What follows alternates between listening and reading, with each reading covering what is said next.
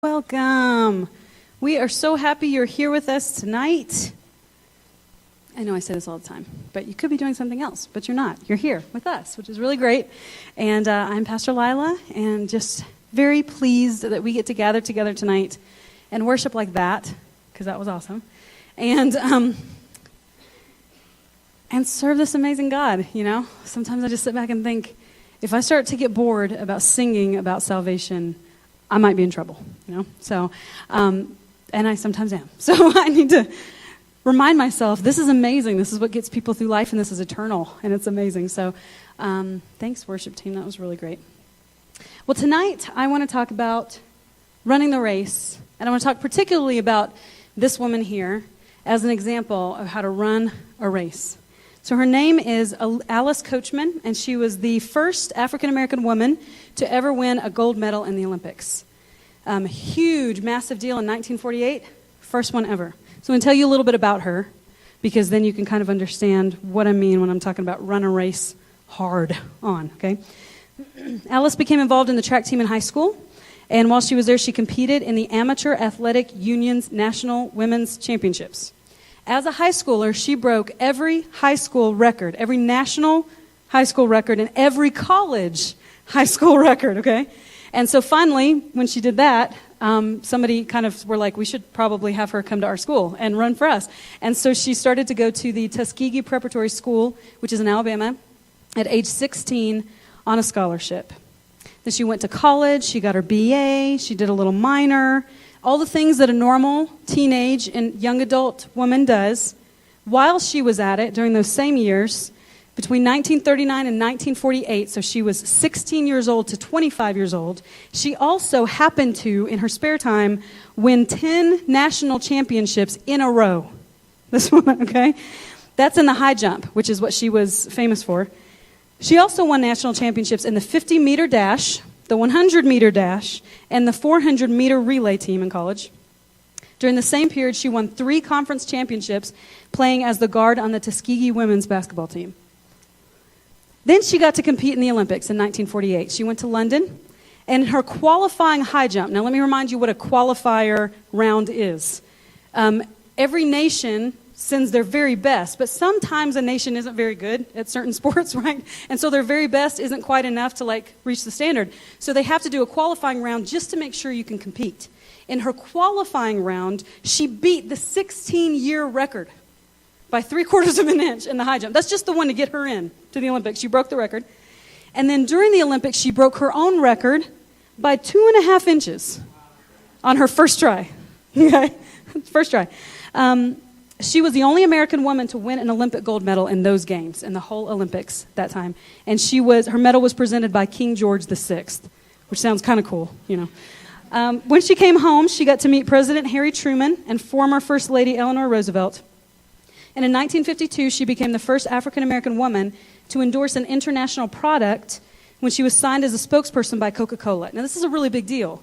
Okay, African-Americans in general, but especially women, were not given this platform to speak on behalf of large corporations. It's a really big deal. During the 1996 Summer Olympic Games in Atlanta, which I was at, which is kind of cool, Coachman was honored as one of the 100 greatest Olympians. In 2002, she was designated a Women's History Month honoree by the National Women's History Project. She was inducted into the USA Track and Field Hall of Fame and into the U.S. Olympic Hall of Fame in 2004. She retired from competing in her 20s. Spent the rest of her life in education, and she actually passed away last summer. She was 90 years old. So this is an amazing woman who ran her race well, right? And jumped her jump higher than anybody else. Pretty amazing. So this is what we're talking about tonight, running our race. And what I want to start from is Paul's letter to the Corinthians. In 1 Corinthians 9, his first letter, he wrote 3. We've got 2. In chapter 9, verses 24 and 25, he says, "Do you not know that in a race all the runners run, but only one gets the prize? Run in such a way as to get the prize. Everyone who competes in the games goes into strict training. They do it to get a crown that will not last, but we do it to get a crown that will last forever." He says not only join the race, run in the race, run really hard in the race, He says, run it in such a way that you're going to win, okay? So it's not like I'll get there when I get there. It's not so much like, well, I'm doing better than those guys, Stick in the middle and I'm pretty good because at least at the end I can say I beat somebody. He says, run in such a way to get the prize, which is stay at the head of the pack and keep going till the finish line comes. And he says, here's the deal. Everyone who competes in the games goes into strict training. Believe me, Olympians have some strict training.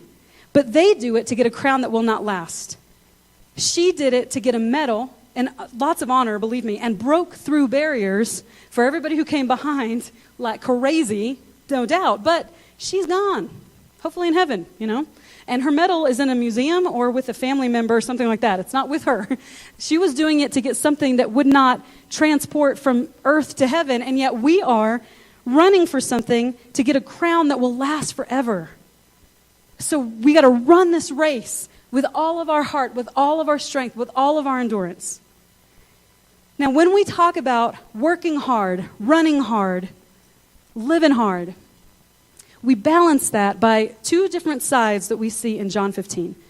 So I want to look at John 15 because these things have to be in tension. They're always everything good in the kingdom of God is in tension. I don't know if you've ever noticed that. It's like it's not this or this, it's kind of in the middle. It's not this or this, it's like both. Like God doesn't make it quite so easy for us because he's God and he's awesome. So if it were easy, he wouldn't maybe be God. I'm not sure. So this is why we need the Holy Spirit. So in John 15, we read about these two sides of working and resting, abiding and fruitfulness. So we start in verse 1. He says, I am the true vine. This is Jesus speaking. I am the true vine, and my Father is the gardener. He cuts off every branch in me that bears no fruit, while every branch that does bear fruit, he prunes, so that it will be even more fruitful.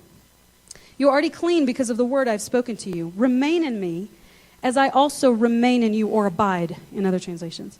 No branch can bear fruit by itself. It must remain in the vine. Neither can you bear fruit unless you remain in me. Saying, if there's a branch that's disconnected from the vine, it is not going to bear anything. It doesn't matter how hard it works. It doesn't matter what it does. It's not going to produce any fruit because all the nutrients, everything good that's going to give that branch life and make it bear fruit is coming from the vine. So he says, abide, remain in me. He gives them this assurance at the beginning. You're already clean, so you can be with me. So be with me, and then you'll bear fruit. He says, I am the vine. You are the branches. If you remain in me and I in you, you will bear much fruit. Apart from me, you can do nothing. So he said the same thing again and again in like a bunch of different ways. If you do not remain in me, you are like a branch that is thrown away and withers. Such branches are picked up, thrown into the fire, and burned. We don't want to be those branches, right? That's a big no-no. We don't want to be the branches that get picked up and thrown in the fire. We want to be the branches that bear fruit.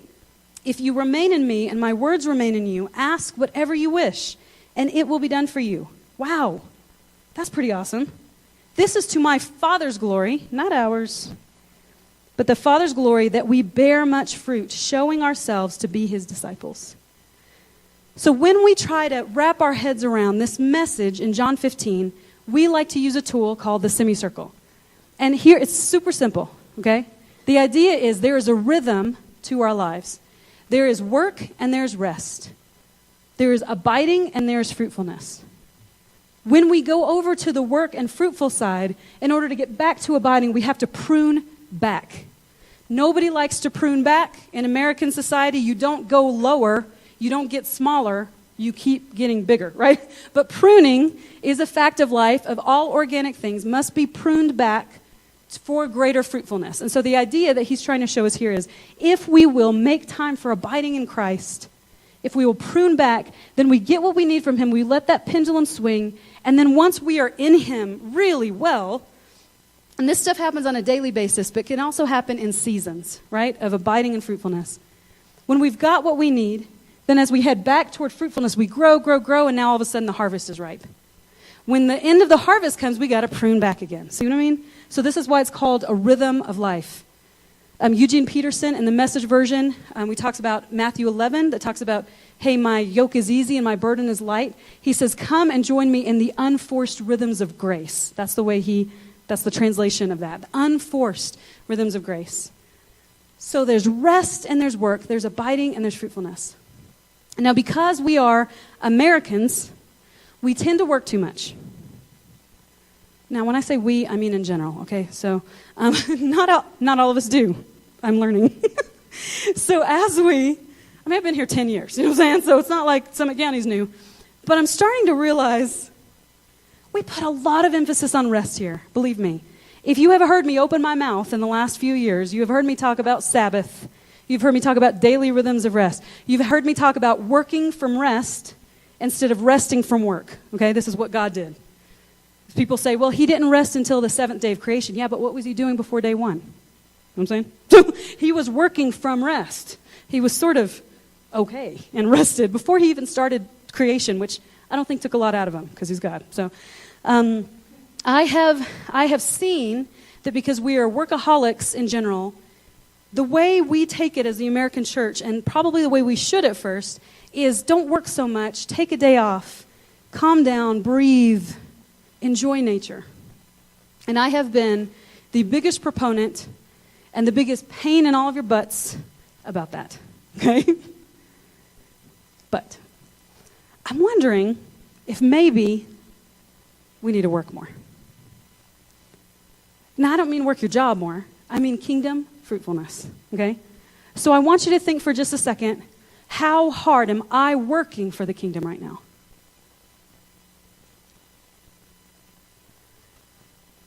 Let's read the rest of it. Verses 9 through 17. He says, as the Father has loved me, so have I loved you. Now remain in my love, or abide. If you keep my commands, you will remain in my love, just as I have kept my Father's commands and remain in his love. Whoa, hold on a second. If you keep my commands, you will remain in my love. Well, that sounds like work. I have told you this so that my joy may be in you and that your joy may be complete. My command is this, love each other as I have loved you. Well, that sounds like work. I don't know about you. I have a hard time with that one. That one's probably going to work on that one for the rest of my life. When people are like, I have some new revelation. I'm like, I haven't finished the first ones that I've gotten so far. Love each other as God has loved me. We're still working on that one. Greater love has no one than this, to lay down one's life for one's friends. That sounds like a whole lot of work. You are my friends if you do what I command. I no longer call you servants, because a servant does not know his master's business.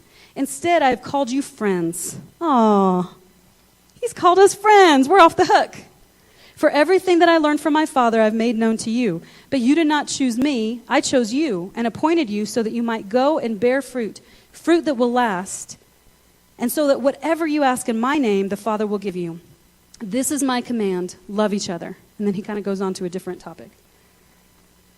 Let's go back to verse 10. It says, if you keep my commands, you will remain in my love, just as I have kept my Father's commands and remain in his love. Now, hold on a second.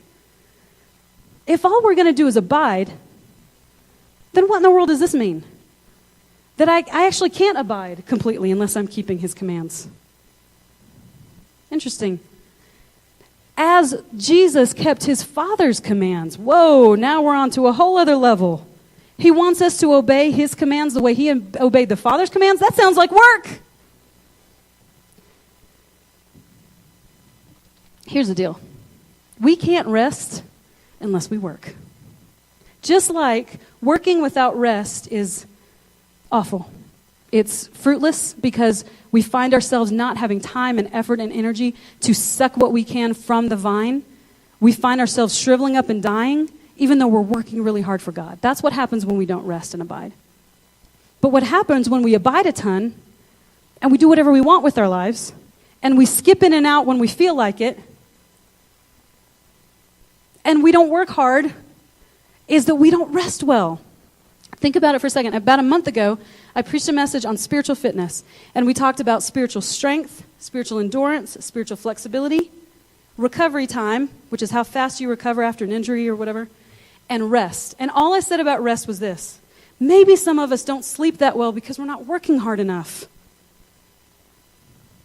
And that little sentence is really what this message is about tonight. If I were working in a field in China for 12 hours, I'd probably sleep pretty well tonight. I'm a guess. I don't think we'd have quite so many sleep medications having to be passed out in the United States if we worked our bodies the way other people in other countries have to. Now, that's not our fault. We just have to I wonder how strange it seems to people especially in third world countries, who have to work with their bodies to be like, wait, you get in your car and you drive to a gym and you do the things that we do all day, and then you drive home again.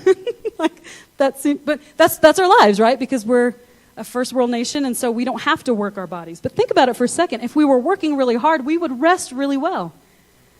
And sometimes when we're trying to rest in God, we're not doing it well because we're not working for God. Like a week ago, a woman contacted me. I know her just barely kind of in a professional capacity. She had just retired, and I mean like 4 days before, okay?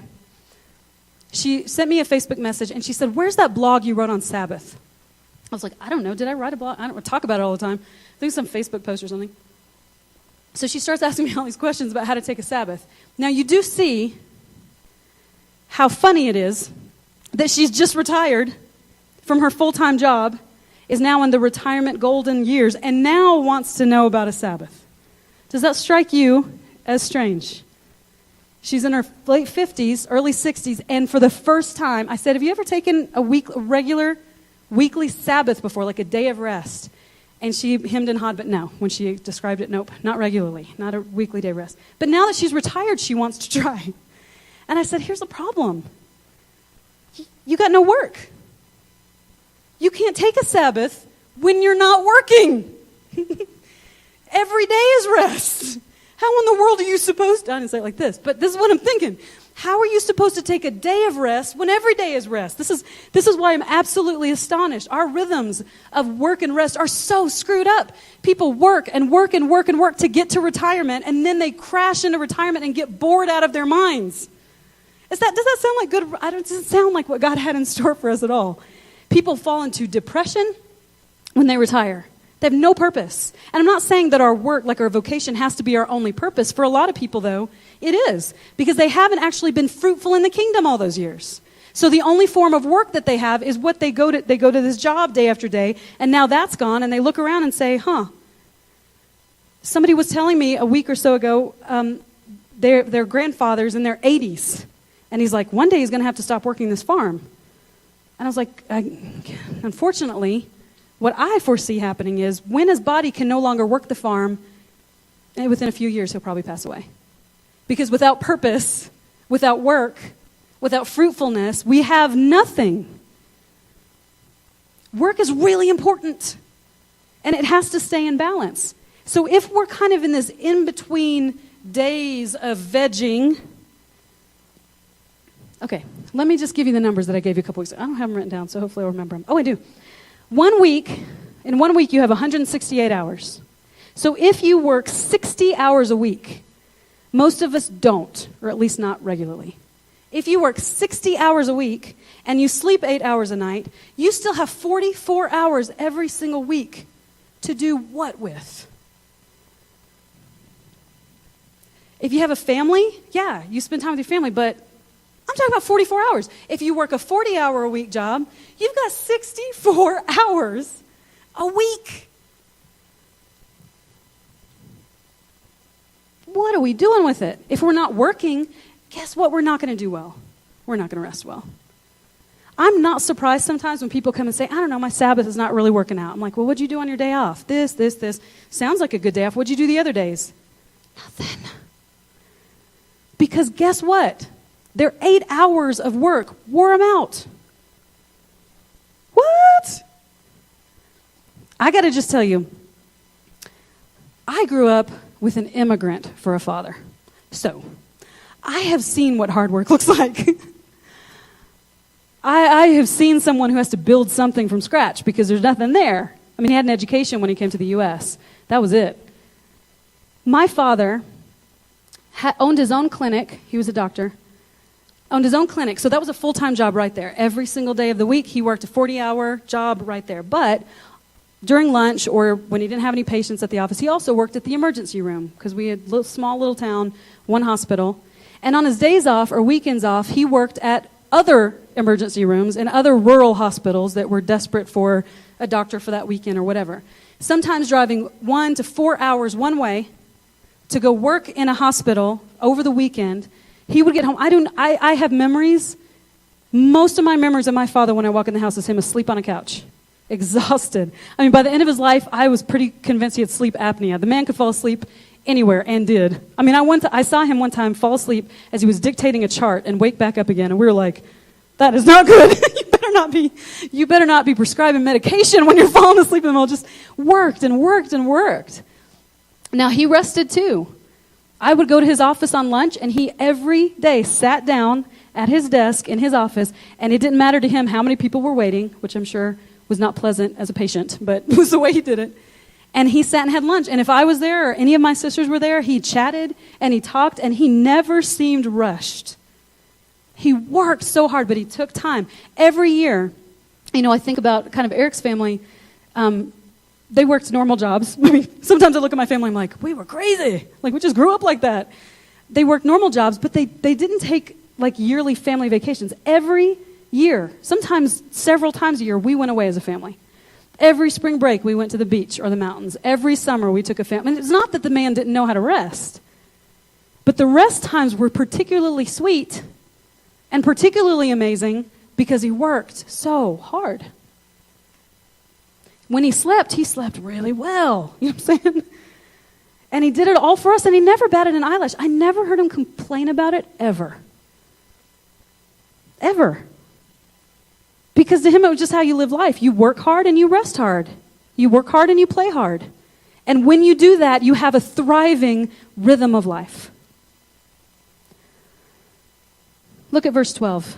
Jesus says, my command is this, love each other as I've loved you.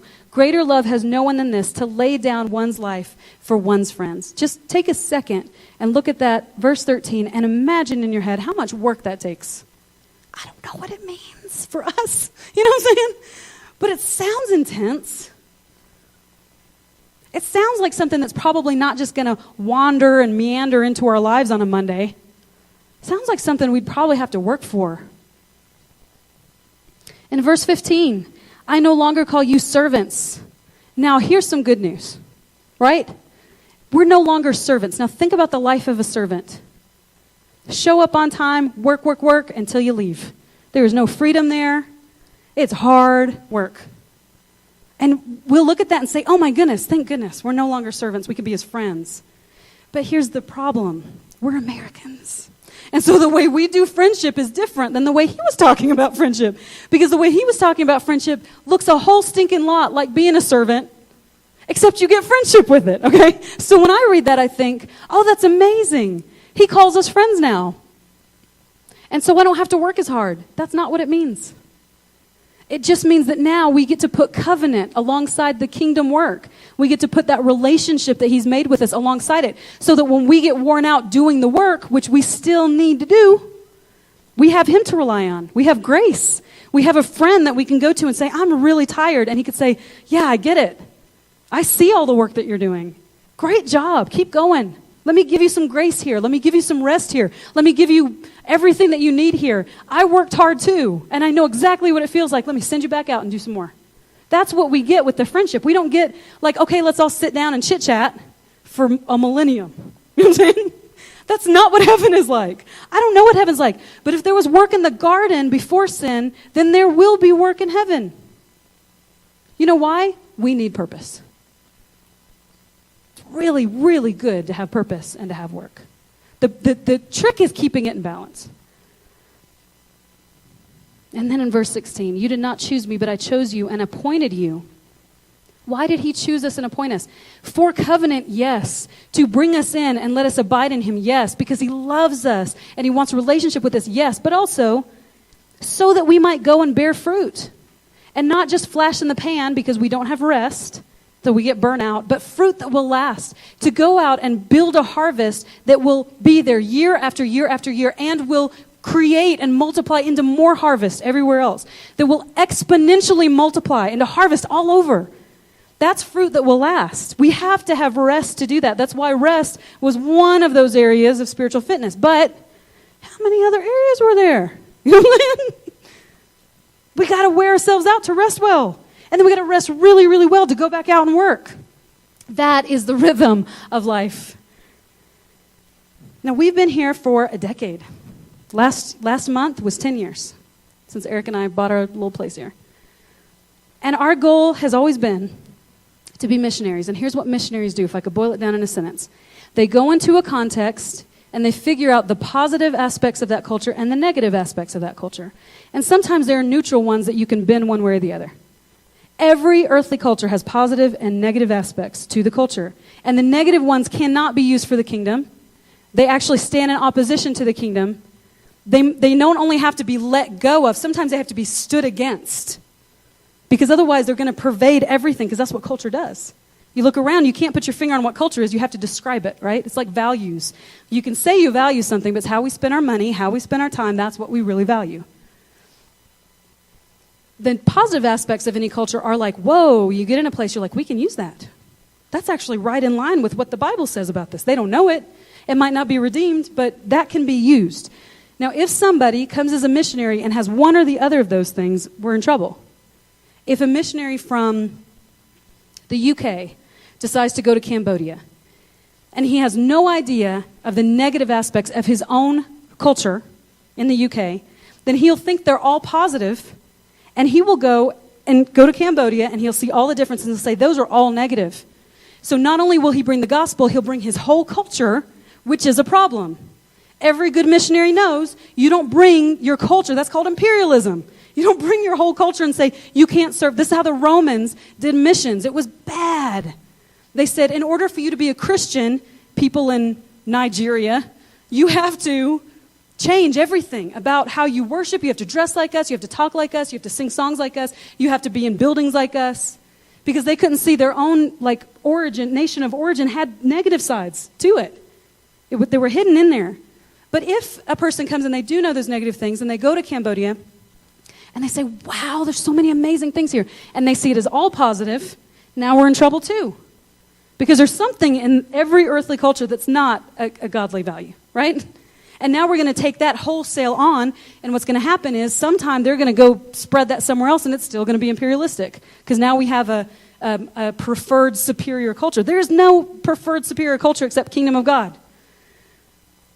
So that's just a little aside about how to be a missionary. So we came here, we're missionaries. And we declared to ourselves and to God that none of the bad parts of this culture would seep in. And I think we've done pretty well for being here a decade, but every once in a while, I stop and think, I think maybe that one crept in. And you know what it is? Hard work. It's just not a thing here. No, I'm not saying that people don't work extra hours. I mean the kind of hard work that Alice Coachman had to put in. I want to go back to her. So I told you the story. I told you the nice, heartwarming highlights of her story because that's what we like, right? That's what Americans like.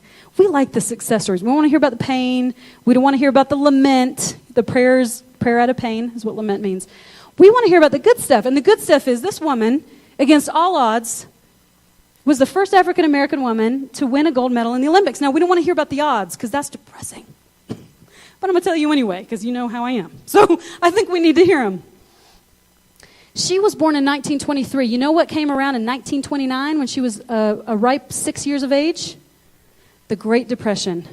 Now sit here for just a second and think about what it might have been like to live through the Great Depression. I have no idea. It sounds horrible. Now imagine what it was like to live through the Great Depression as a child. As a black child. As a black female child. As a black female child in the South. As a black female child in the South who was number 5 out of 10 children in a poor family. That's a rough start. I think you'll agree. Now the South was segregated. Remember what that sounds like? It's really yucky, okay? Her whole life almost. So she wasn't allowed to participate in organized sports as a kid. She had no way to practice track and field. She wasn't allowed in the athletic facilities. She wasn't allowed to use the equipment because she was black. And black was bad, and it wasn't supposed to be mixed with white. And so she learned to run, guess where? On dirt roads, barefoot, behind her house. She learned to jump by making her own equipment as a kid. I'd love to say that she had parents who encouraged her and empowered her, but guess what they didn't have time to do? Empower and encourage child number 5 out of 10. that no money, no resources, nothing to give her, very little hope even, that she didn't have cheerleaders in her corner believing in her and walking her around the square, okay? She didn't have any of that.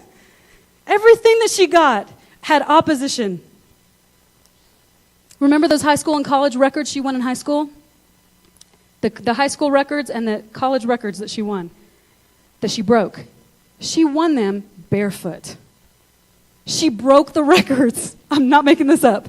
Barefoot, because she did not have shoes. She's running against other kids who have had everything, who have been trained, who have had the equipment, who have shoes. And she's breaking national records of people 5, 6 years older than her, college records. And guess who wasn't interested in her before she broke all those records? The prep school that brought her in on scholarship only wanted her after they were like, this girl has broken every record there is out there. Maybe we should give her a scholarship so she can come and run for our school so we can break some records. Nobody saw her potential.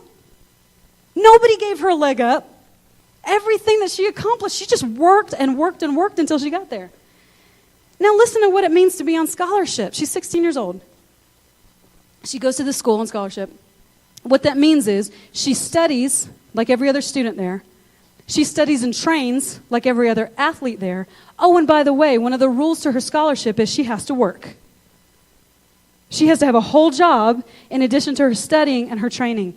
And the job included cleaning and maintaining sports facilities and mending uniforms. So while every other teenage person who had run really hard that day and still had a test to study for the morning got to go back to their room and sleep, she's mending uniforms and scrubbing walls. In 1940, she was in her prime, 1940. But in 1940 and 1944, both of those Olympics were canceled because of World War II, because it would not be smart to have the Olympics when there's a war, right? Absorbing the entire world. So it's not to say this is the worst thing that happened in World War II, but I am just trying to point out, if there is a sports commentator who says if she had competed at her prime, if she had actually, the years and her age had worked out for her to compete in the 1940 and or 1944 Olympics, he says, had she competed in those canceled Olympics, we would probably be talking about her as the #1 female athlete of all time. Bummer. This woman cannot get a break. Now, remember how she came back to the U.S. as a hero? Got to meet the president. Guess what's still segregated? The South.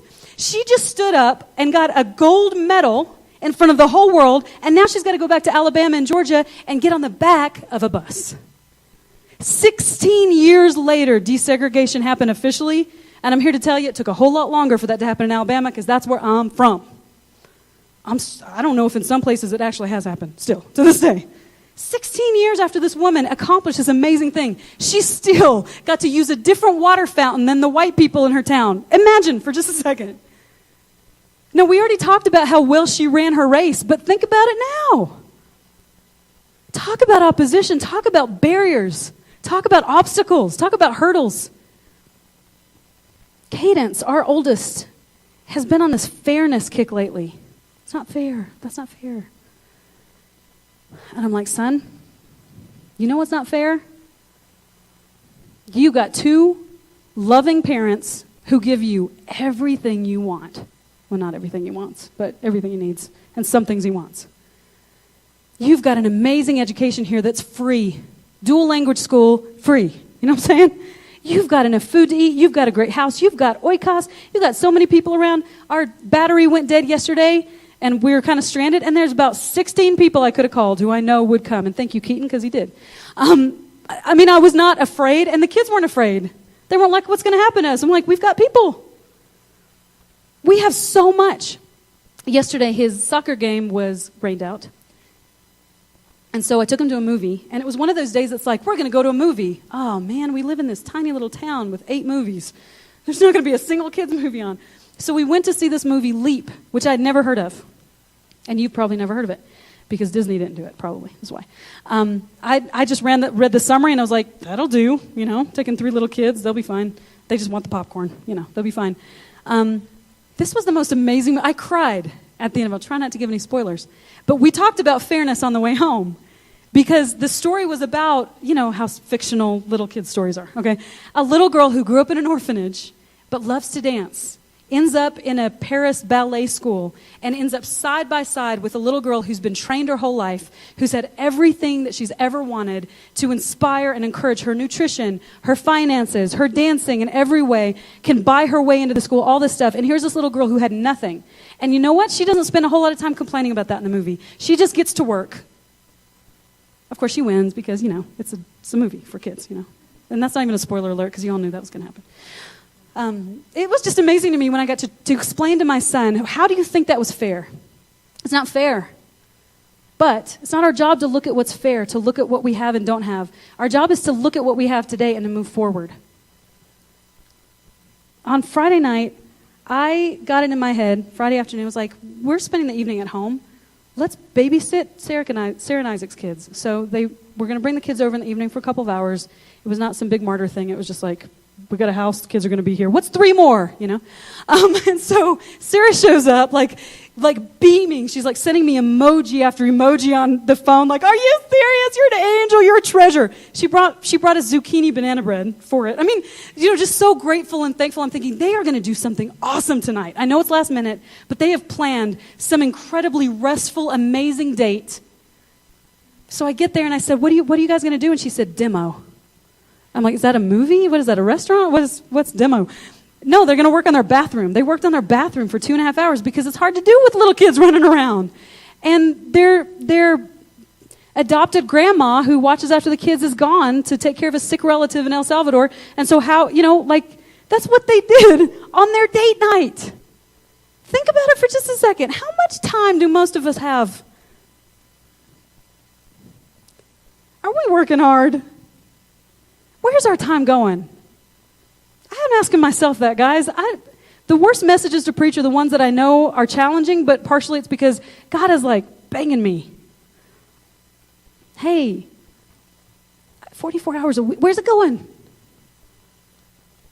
Is it movies? Is it Netflix? Is it video games? Is it nothing? I mean, you know how many days at the end of the day I'm like, what did I do today? Well, I can think of 3 things, but I don't know if you ever have days like that. They're just not productive for the kingdom. How productive are we being for the kingdom of God?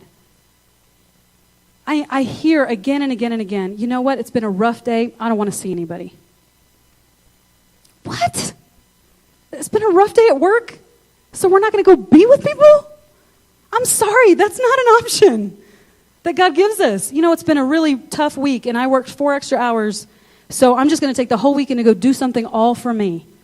Now, I'm not talking about not taking a day of rest. I'm not talking about not laying down and taking a nap when we need it. I'm not talking about making ourselves sick because we're workaholics and can't stop. I'm not talking about any of that. What I am talking about is like, are we just a little self-indulgent with this stuff?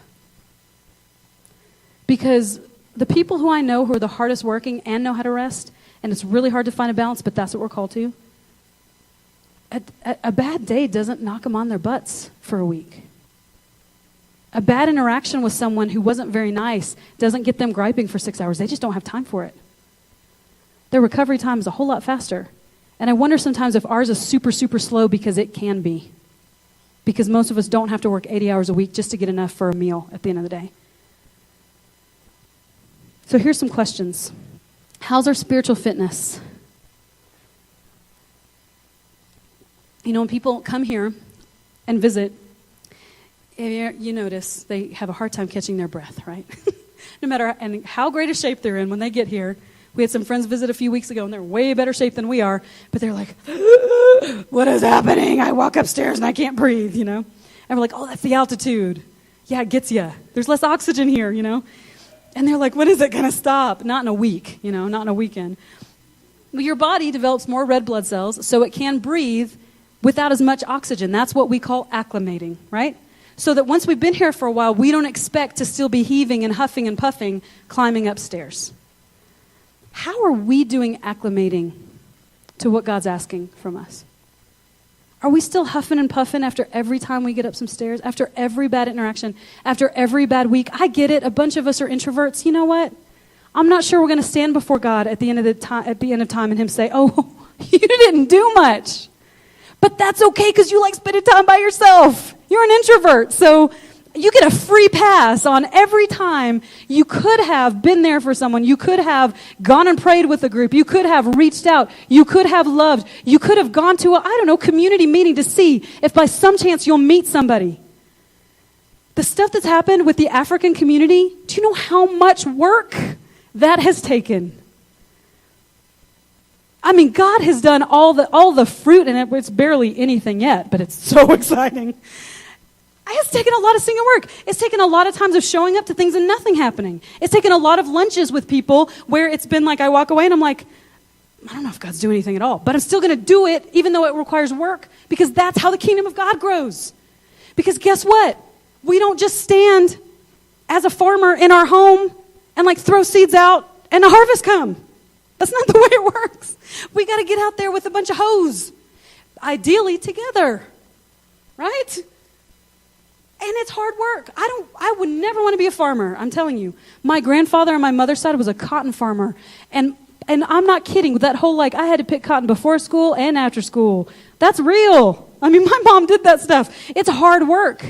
He did it almost till in his 90s.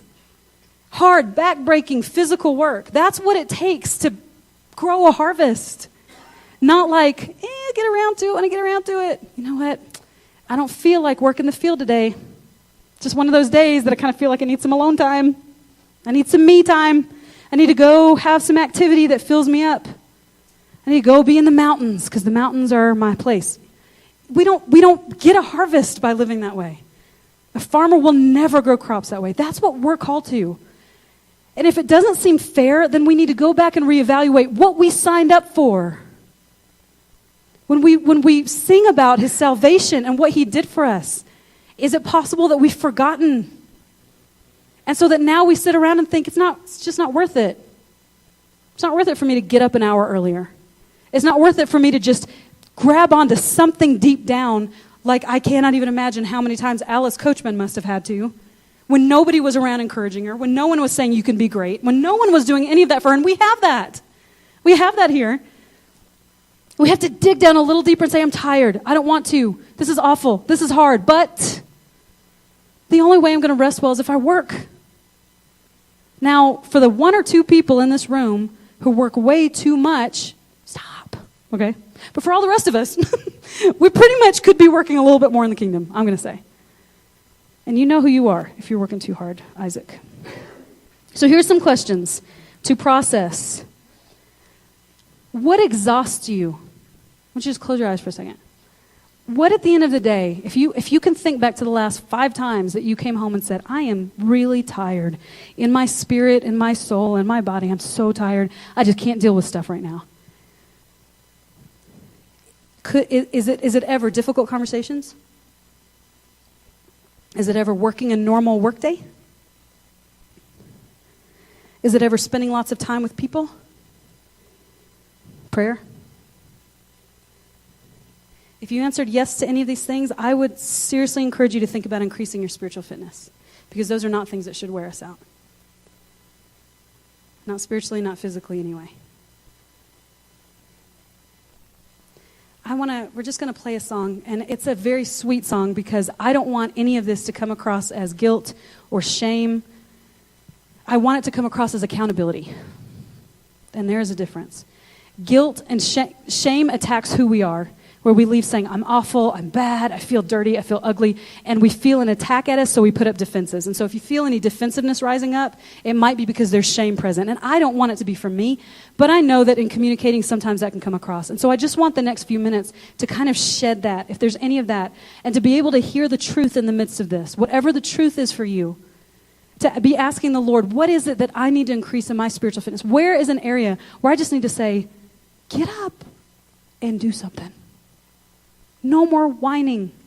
No more complaining about a pretty good life. There's a lot of people who need a lot of things from us. And if we are broken or tired all the time, we can't give it. And we love you, Jesus. Thank you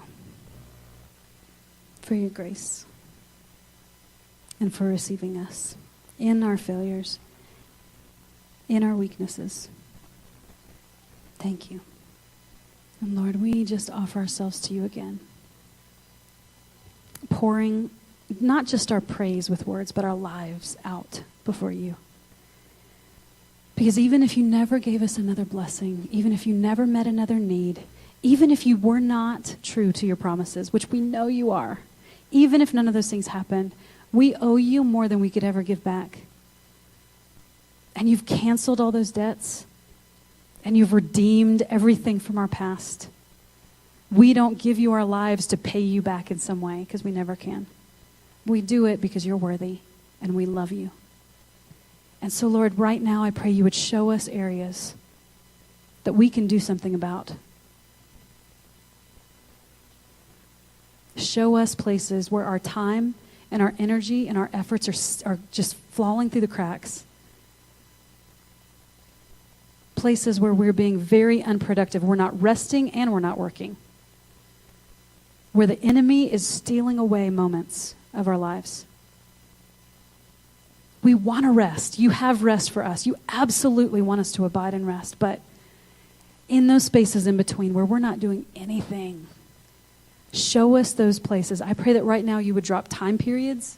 If it's a normal time during the day for some of us, show us where those time periods are and show us what to do about it.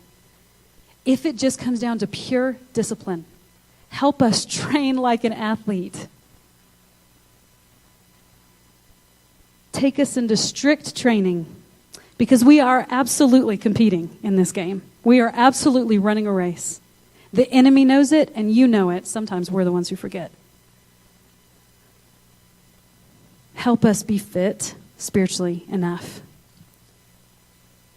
I just kind of feel like the Lord is saying there's some of us in the room that are kind of couch potatoes. We're not fit. We're not ready to go run a marathon, and he's not asking us to. He's just asking us to get up and start speed walking. That's the first step. Maybe even not even that. And the next step might be jogging, and then the next step, but just whatever is the next step for each of us, that's what he wants. All he's asking from us is to trust him, to hold in his hand our rest and our grace, and to not hold it quite so closely so that nobody else can get to us when we don't feel we have it. So, Lord, it's yours. That's terrifying, but it's yours. And you're allowed to do whatever you want with your things, and that's us. So do what you want with us. I pray that tonight we would leave with some sort of concrete idea. We're always asking, what are you saying to us, and what are we going to do about it? And whatever it is that you're saying to us, hopefully has been gracious and loving and kind, but also holding us accountable. And whatever we're supposed to do about it, Lord, I pray that we would get to work this week. We love you, Lord. You're so good. You're so good. Amen.